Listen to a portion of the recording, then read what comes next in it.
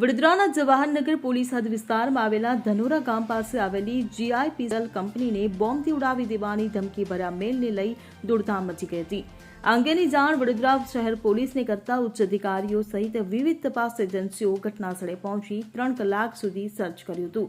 કોઈ વાંધાજનક વસ્તુ ન મળતા પોલીસ અને કર્મચારીઓએ રાહતનો શ્વાસ લીધો હતો.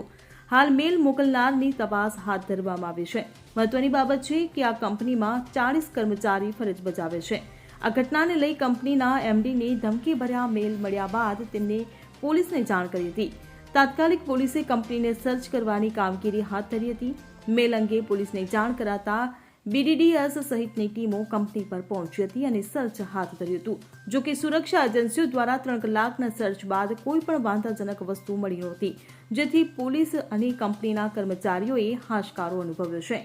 આ અંગે કંપનીના સિક્યોરિટી હેડ દ્વારા જવાહરનગર પોલીસ મથકમાં જાણવાજોગ ફરિયાદ દાખલ કરાઈ છે અને તેના આધારે તપાસ કરવામાં આવશે કે આ મેલ ક્યાંથી આવ્યો છે. આ મેલ ફેક મેલને લઈ પોલીસે તેના આઈપી એડ્રેસ અંતર્ગત વધુ કાર્યવાહી હાથ ધરી છે. Bureau report CN24 news. હવે જુઓ દેશ દુનિયાની તમામ ખબરો તમારી આંગળીના ટેરવે. ઉઠાવો મોબાઈલ અને Google Play Store પરથી ડાઉનલોડ કરો અમારી CN24 ન્યૂઝ મોબાઈલ એપ.